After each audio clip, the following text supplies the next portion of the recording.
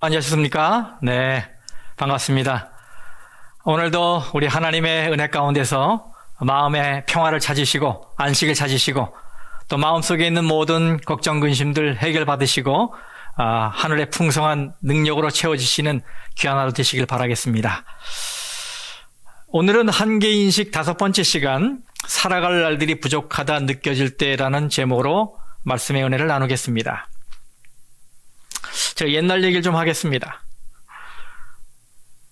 옛날에는, 지금은 없어진 창경원 동물원으로 소풍을 갔었어요. 또 저는 어릴 적에 한 달이면 여러 번 남산 어린이회관으로 놀러 갔었습니다. 중고등학교 다닐 때는 버스 안내양에게 회수권을 내고 버스를 탔습니다. 그때 어떤 학생들은 10장짜리 회수권을 11장으로 잘라서 버스를 타고 다니고 있다고 자랑하기도 했어요. 아침 통학 시간이면 버스는 콩나물 시루로 변했습니다. 그때는 버스가 정거장을 지나쳐서 멀찍이 서는 바람에 버스를 타려면 눈치와 달리기 실력이 좋아야 했습니다. 버스 안내양은 주로 깻잎 머리에 베레모를 썼고 꽉 찬 승객들을 밀어 넣으며 버스 문 밖에서 매달려 갔습니다. 그때는 운전기사가 한번 S자 커브를 틀면 승객들은 안에서 비명을 질러댔고 이리저리 떠밀리다가 차곡차곡 정렬되었습니다. 제가 이런 이야기를 할 때, 옛날 생각이 난다 하며 공감하는 분들이 계시다면 다 나이가 드신 분들입니다. 이런 이야기를 들을 때 요즘 청소년들은 조용합니다. 전혀 공감을 못하기 때문이에요. 그러면 아이들의 무표정한 얼굴에서 나 자신을 보게 됩니다. 나도 나이를 먹었구나. 저는 매년 부모님이 계신 한국에 다녀왔었어요. 그런데 한동안은 저를 만나는 분들이 한결같이 저에게 도대체 어떻게 관리했기에 그렇게 옛날과 똑같으냐라는 말을 해주었어요. 물론 기분 좋으라고 해준 말이었겠지만 들을 땐 기분이 참 좋았었습니다. 그런데 작년에 한국에 나갔을 때 제가 오페라 구경을 한번 간 적이 있었는데 그곳에서 만난 어떤 나이 드신 선배 목사님의 사모님이 제 얼굴을 유심히 보시더니 아이고 김 목사님도 늘 청년일 줄 알았는데 나이를 먹는군요 이렇게 말했어요. 당연한 소리지요. 근데 그 얘기를 들으니까 왠지 이 슬픈 마음이 들었어요. 진짜 화장실에 가서 거울에 비친 제 모습을 보니까 정말 얼굴이 축 처진 모습이었어요. 그날은 제가 나이를 먹었다는 깨달음이 확 온 날이었어요. 여러분, 그 누가 세월을 거스를 수 있겠습니까? 아마 우리 중에는 늙고 싶은 분이 한 사람도 없을 것입니다. 그런데 동시에 젊은 나이에 죽고 싶은 사람도 없을 거예요. 우리는 이 두 현실 사이에서 씨름하고 있습니다. 늙기를 원하지 않을 뿐 아니라 젊은 나이에 죽기도 원하지 않는 것입니다. 젊은 나이에 안 죽으려면 늙게 되는 건 당연하지 않습니까? 그런데도 늙는 건 또 싫은 거예요. 영화 감독이면서 극작가인 우디 앨런이 이런 말을 했어요. 나는 내 작품을 통해 불멸성을 얻고 싶지 않다. 나는 죽지 않음으로 그렇게 되길 원한다. 네, 이 말은 한마디로 내 작품보다는 내가 더 오래 살길 원한다. 이런 말이에요. 죽지 않음으로 불멸을 이루고 싶다. 아마도 우리 모두의 마음의 소원을 대변한 것이 아닌가 생각합니다. 하지만 우리는 늙고 있고 죽고 있습니다. 우리의 바람과는 상관없이 세월은 흘러가고 있어요. 여러분이 거스릴 수 없는 이 상황에서 우리는 무엇을 해야 할까요? 최근에 저는 이 코로나 상황에서 죽음이라는 문제에 대해 많은 생각을 하게 되었습니다. 아마 여러분도 그러실 거예요. 매스컴을 통해서 하루아침에 사랑하는 가족을 잃고 슬퍼하는 자들의 이 가슴 아픈 이야기를 들을 때마다 어떻게 이렇게 쉽게 생명이 끝날 수 있는가라는 생각에 그만 허탈함과 허망함을 느꼈어요. 그러면서 이건 현실이야. 나의 날들도 순식간에 또 갑자기 사라질 수 있어 라는 자각을 하게 되었어요. 그렇습니다. 우리 인생의 결승선은 우리가 생각했던 것보다 훨씬 가까울 수 있습니다. 혹 여러분 중에 결승선이 그리 멀지 않다고 느끼고 인생에서 살아갈 날들이 많지 않다고 느끼시는 분들이 계십니까? 그러면 이때 우리는 무엇을 해야 할까요? 이 병들고 죽어가고 있다는 이 피할 수 없는 현실 앞에서 우리는 어떻게 반응해야 할까요? 성경은 말합니다. 전도서 9장 5절 말씀 이 세번역 성경을 읽어보면요. 살아있는 사람은 자기가 죽을 것을 안다. 죽음에 대해 이야기하는 걸 좋아하는 사람은 없습니다. 그리고 할 수만 있다면 우리는 내가 죽을 운명이라는 사실을 잊기를 원합니다. 네. 이 죽음 문제는 우리가 토론하고 싶은 주제가 아니에요. 하지만 우리가 이번 설교 시리즈에서 우리가 충분히 가지고 있지 않은 것들에 대해서 우리의 한계를 인식하며 해결책을 찾고 있는 중이기 때문에 이 죽음이라는 주제도 빼놓을 수가 없습니다. 제가 한 왕 이야기를 하겠습니다. 그의 이름은 히스기야입니다. 그는 유다 나라의 아주 좋은 왕이었습니다. 그는 악행을 저지르던 이스라엘 왕들 사이에서 정말 보기 드물게 선한 왕이었어요. 당시 유다 나라는 타락하여 깊은 어둠의 나락으로 떨어지고 있었습니다. 그런데 이런 와중에 이 히스기야 왕의 등장은 희망이었어요. 그는 왕위에 오르자마자 우상들을 철거하고 성전 예배를 재건하였습니다. 정말로 하나님 보시기에 그는 정말 옳은 일을 했어요. 그런데 그의 삶에 큰 문제가 발생했습니다. 갑자기 죽을 병에 걸린 거예요. 선지자가 와서 왕이시여, 이제 살 날이 얼마 남지 않았습니다 라고 전해주었어요. 여러분, 그때 그가 어떻게 했습니까? 이사야서 38장에 있는 말씀을 좀 읽어보겠습니다. 이사야서 38장 1절에서 6절까지 말씀입니다.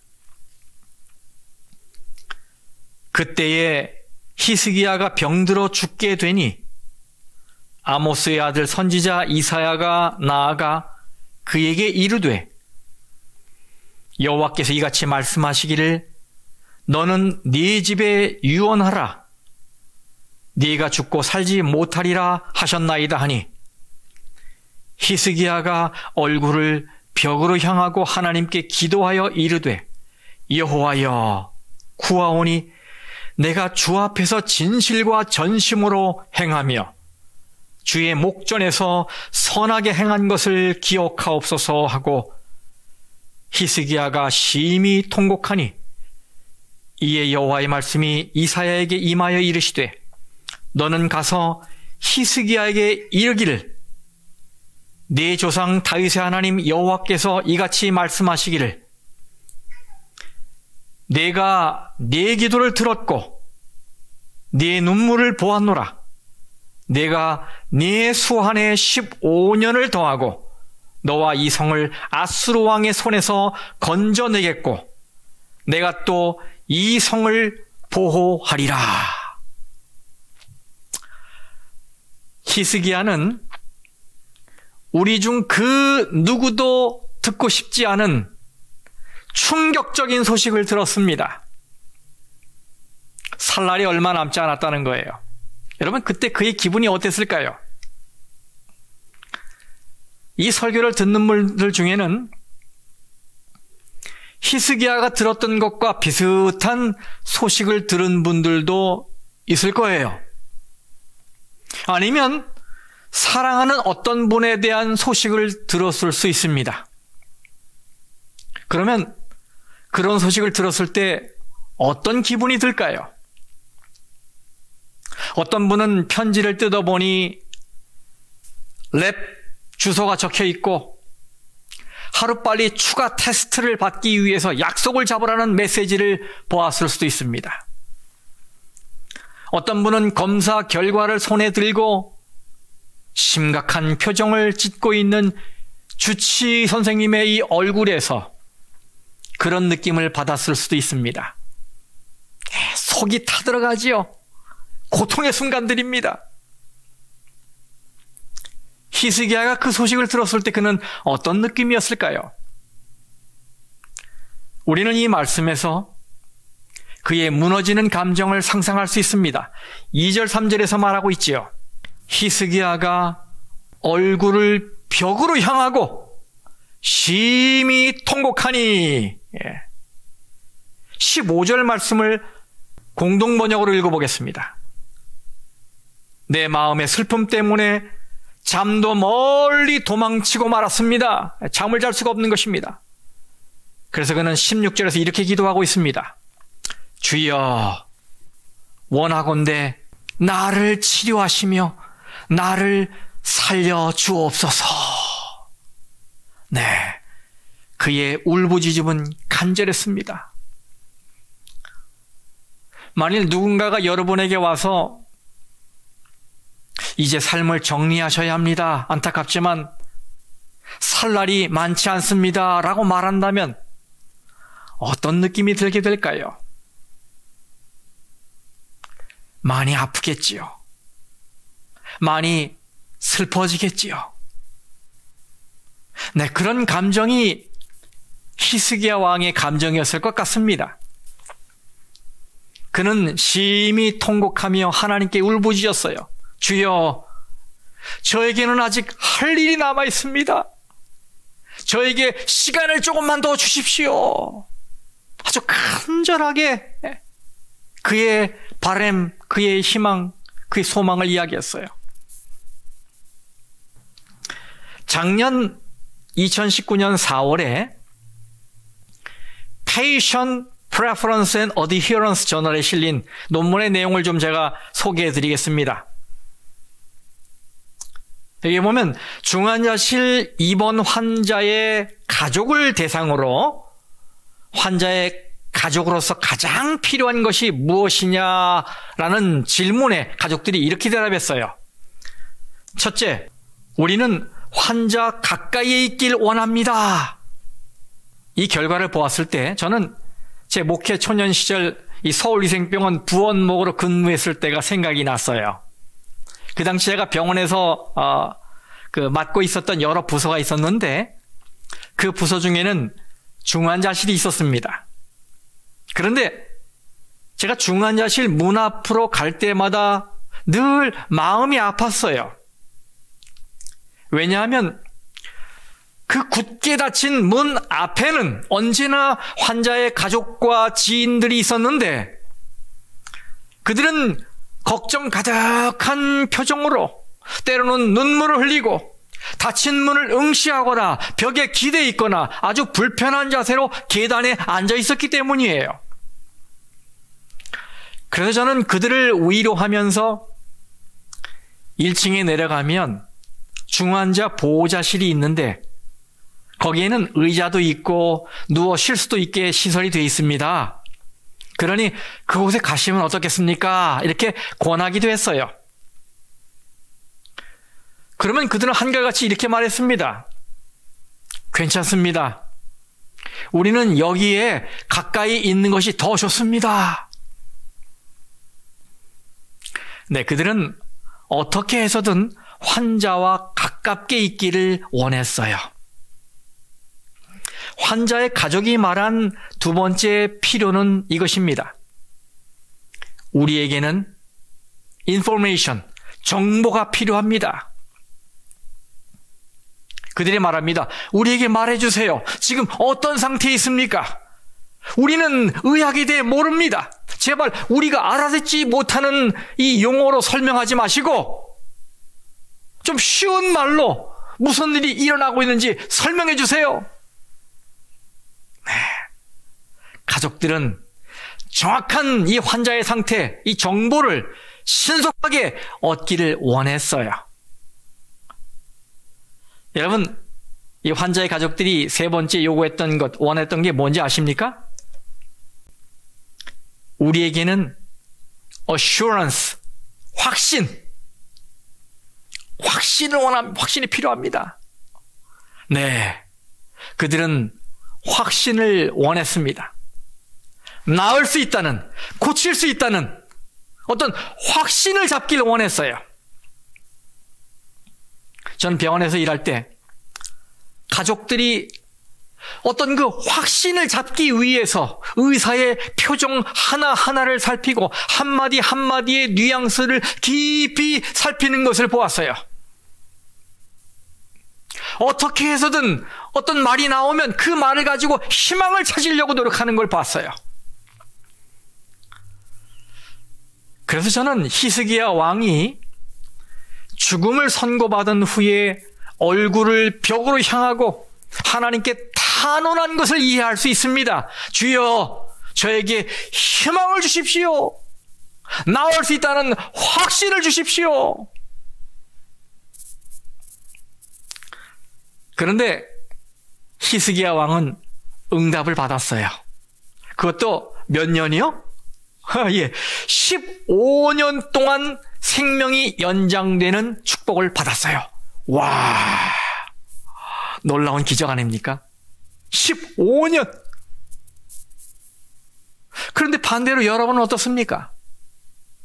아마도 여러분 중에는 회복을 위해 열심히 기도했지만 히스기야와 같은 응답을 받지 못한 분들이 있을 거예요. 그래서 우리는 왜? 라는 질문을 하게 되지요. 왜? 히스기야 왕에게 하나님은 응답하셨습니다. 내가 너의 기도를 들었고 너의 눈물을 보았다. 내가 너의 요청에 응답한다. 15년. 그런데 왜 그의 기도는 됐는데 우리의 기도는 안 되는 겁니까? 왜 그 옛날에는 하나님이 기적을 베푸셨는데 오늘날에는 침묵을 지키시는 것입니까? 갈등이 생기지요.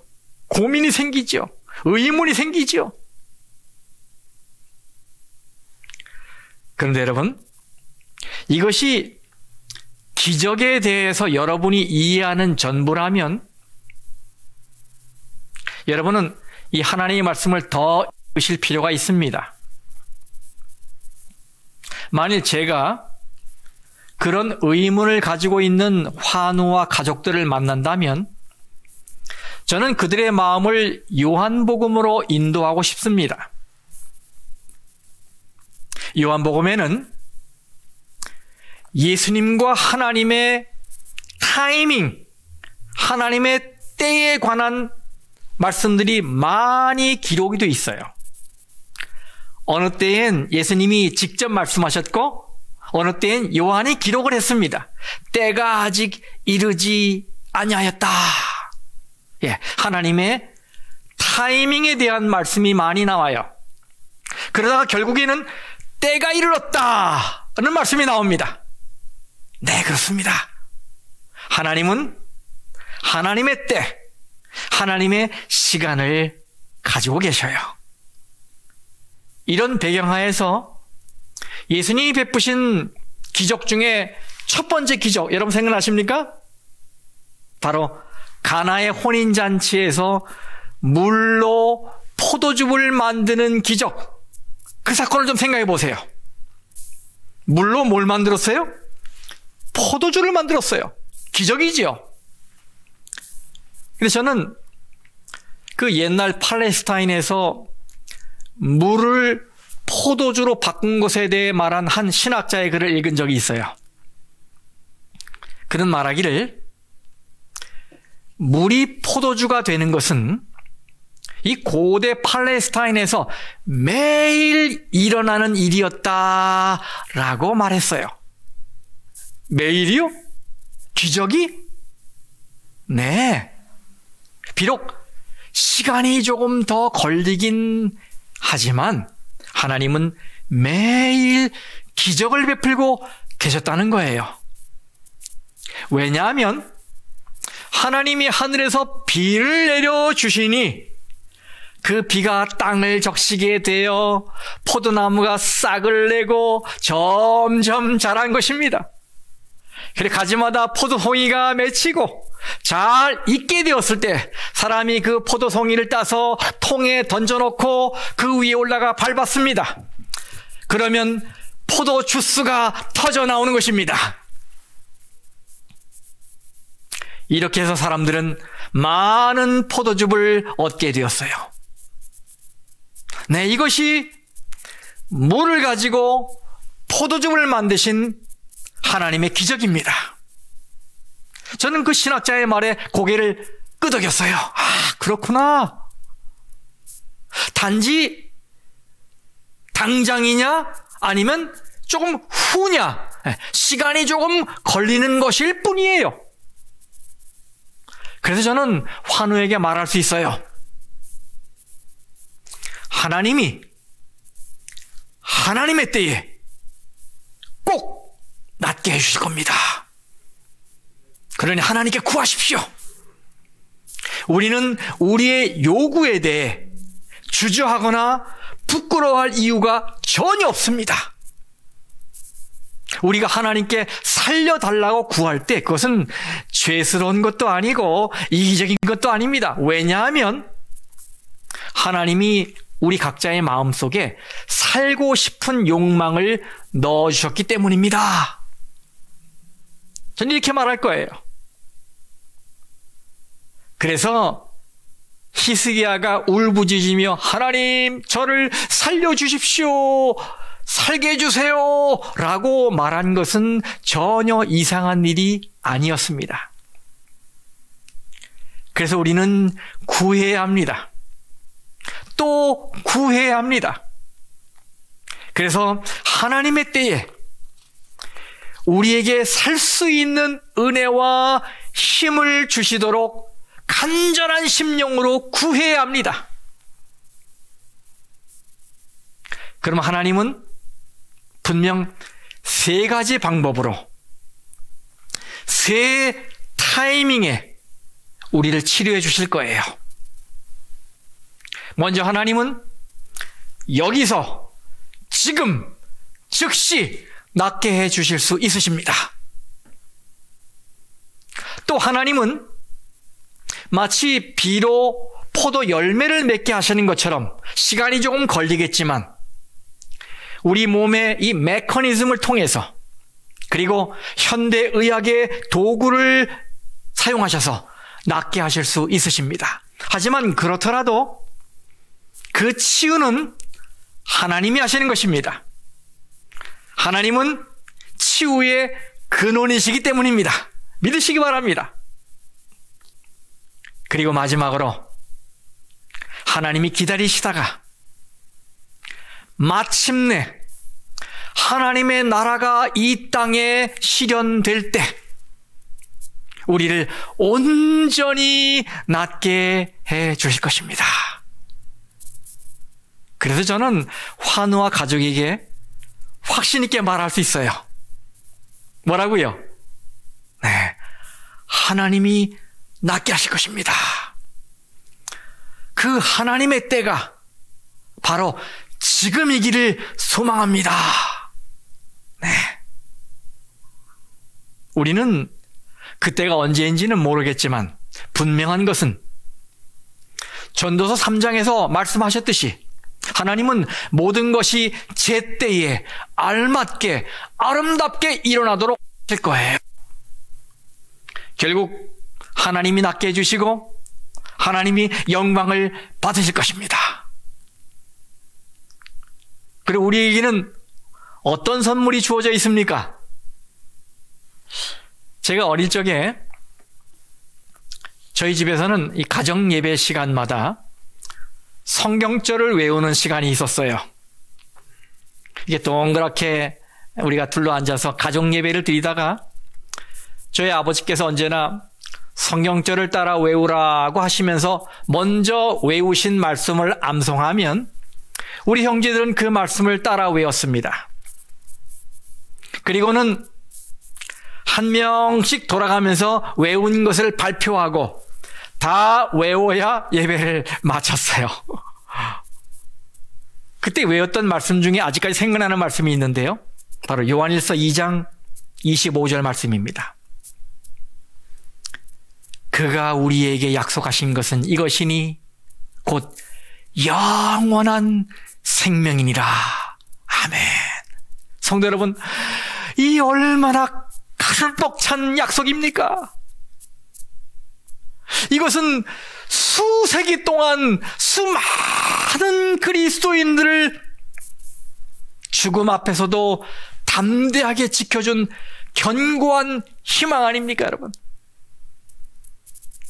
우리는 이것을 복스러운 소망이라고 부르지요. Blessed hope, 복스러운 소망. 그 덕분에 우리는 비록 살아갈 날이 부족할 수밖에 없는 시간의 한계에 갇혀 있지만 그것을 뛰어넘어서 영원을 바라보게 되었고 영원한 생명을 향해 나아가게 되었어요. 이 얼마나 감사한 일입니까, 여러분? 그런데도 우리는 히스기야 왕이 누린 그때의 기적만을 부러워하고 있어요. 여러분, 우리가 그러지 말아야 할 사실을 히스기야가 그 다음 삶을 통해 가르치고 있습니다. 성도 여러분, 히스기야 왕이 이 기적을 체험한 후에 무엇을 했습니까? 이사야서 39장 1절 말씀입니다. 그때에 발라단의 아들 바벨론 왕 무르독 발라단이 히스기야가 병들었다 나았다 함을 듣고 히스기야에게 글과 예물을 보낸지라.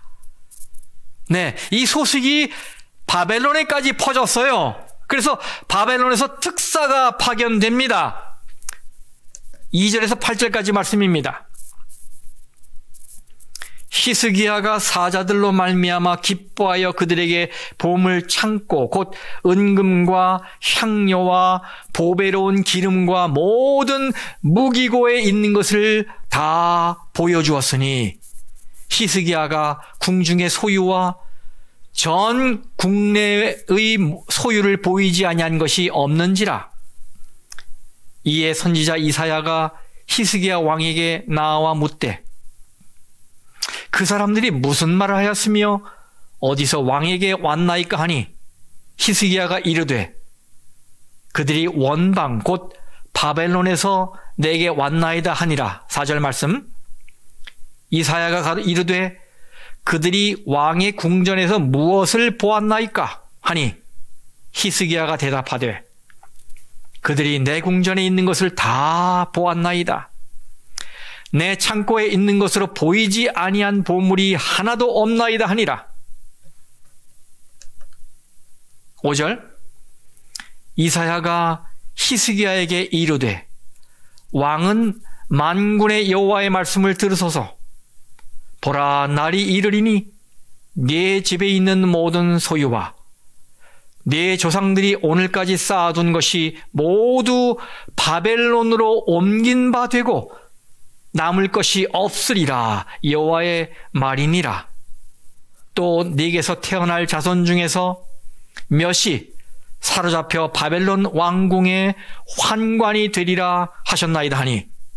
마지막 8절 히스기야가 이사야에게 이르되 당신이 이른 바 여호와의 말씀이 좋소이다 하고 또 이르되 내 성전에는 평안과 견고함이 있으리로다 하니라.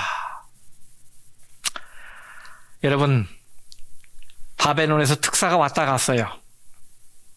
선지자가 히스기야에게 묻습니다. 그들이 무엇을 보았습니까? 그들이 무엇을 들었습니까? 당신은 그들에게 무엇을 말하셨습니까? 이스라엘의 장엄하신 하나님의 역사를 말하셨습니까? 당신의 삶에 임하신 이 만군의 하나님의 극적인 개입에 대해 그들에게 말씀하셨습니까? 어떻게 왕의 삶이 바뀌고 달라졌는지 말씀하셨습니까? 당신은 그들에게 무엇을 말했고 그들은 무엇을 보았습니까?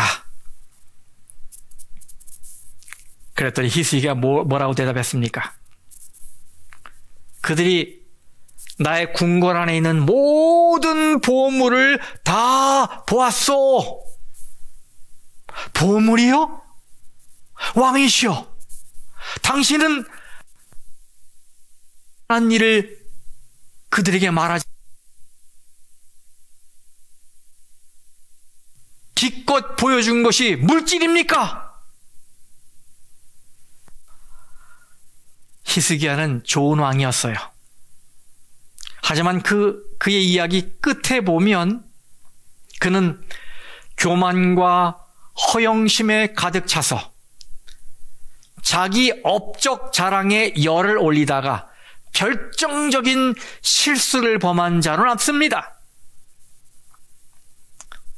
물론 그가 그 사건 이후에 회개했기 때문에 자신은 살게 되었지만 그의 후손들은 그 짐을 힘들게 져야 했습니다.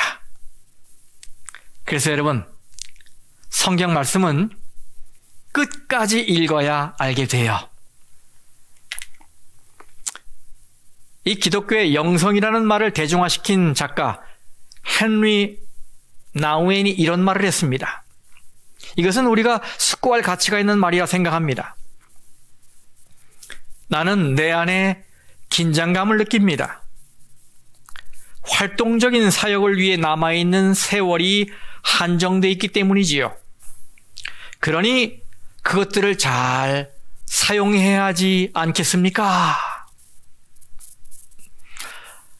히스기야는 하나님이 베풀어 주신 기적적인 그 치유의 은혜와 생명 연장의 은혜를 널리 선전할 기회를 잘 활용하지 못했어요. 우린 여기서 교훈을 얻어야 합니다. 여기 영감의 글에 이런 말씀이 있습니다. 선지자 왕 347쪽에 사자들이 내방하였을 때에 자기 임무에 충실함을 보여주지 못한 히스기야의 이야기는 모든 사람들을 위한 중대한 교훈으로 가득 차 있다.